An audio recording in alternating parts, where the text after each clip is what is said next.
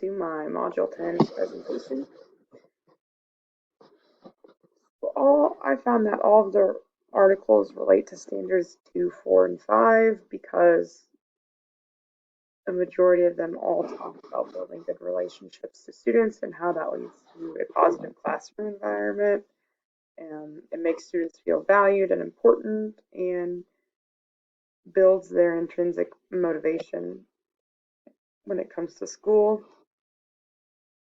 The training principles also talked about relationships with students, but it also related more to standard 3 than the rest of the articles, except you could argue that if you have a good relationship with students, you know what else they need and are more likely to refer them to outside sources, or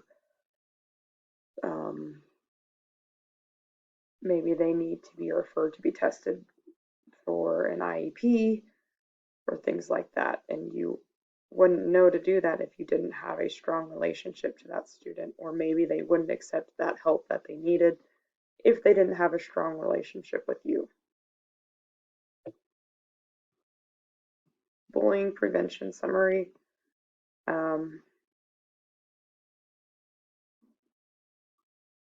One of the sources I found talked about how adults should show warmth and positive interest to be involved in students' lives,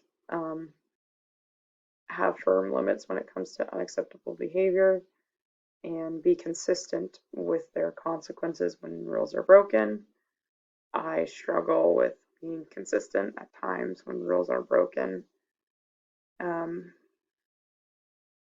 Adults also have to function as authorities and positive role models. I would agree that teachers often have to be authorities. And I would also agree that we have to be role models, although we might not always want to be.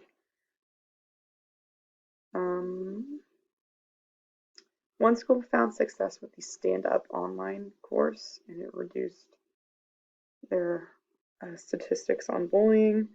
Another school started a bullying prevention curriculum in grades in grades 2nd through 5th grade. This last book talked about how there's a need to create a positive, caring environment and the need to develop children's social competence skills for engaging in healthy relationships. I think that's really important. Obviously, most of these articles are about positive relationships with students and how they lead to a positive and caring environment.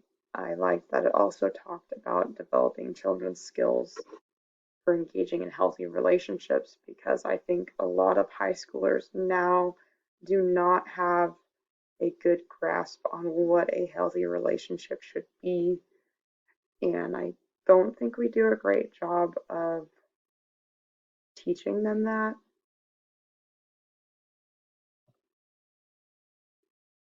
So according to the statistics that were given to us, I think it was like both 44%, but off by some decimal, that the most frequently type of bullying were name calling and teasing, and that they were most likely to occur in the classroom or the hallway. One thing we could do to maybe help prevent this would be, once the bell rings, each teacher goes and stands out in the hallway, so that just their presence there would maybe reduce another student trying to call another student another name or tease them. We have that in my school, although this year we haven't been able to really do that much because in between classes we are sanitizing our classrooms and trying to get ready for the next class to come in. And of course, if we had a healthy relationship with students, they would feel more comfortable reporting what is happening or reporting what they see. One thing that the statistics didn't really show was cyberbullying, and I think a lot of the bullying nowadays is happening on social media, whether it be like Instagram pages, just Twitter, anything like that, TikTok. Um, and I mean, the only way we can fully prevent it from happening during school is to not allow them access to their cell phones, which might not, it will probably be a big fight if a school were to implement this.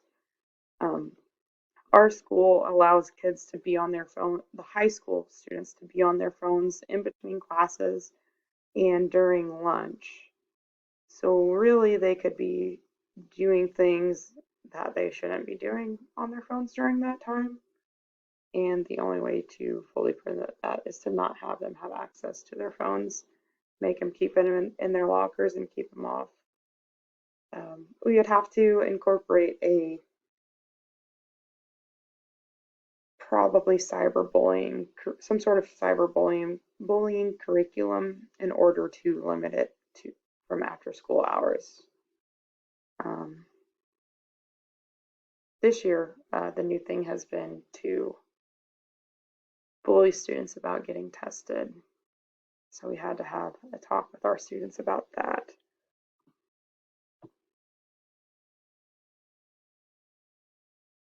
I think that when all the standards are met, students feel valued, respected, and wanted at school. Um, Not only does it lead to a better classroom environment where you have to send kids to the office less or give out less detentions, maybe that once they see that they are valued and respected, they can also learn that other students should also be valued and respected, and then maybe that would lead to a decrease in bullying. There are some of my sources, and here are the rest of them.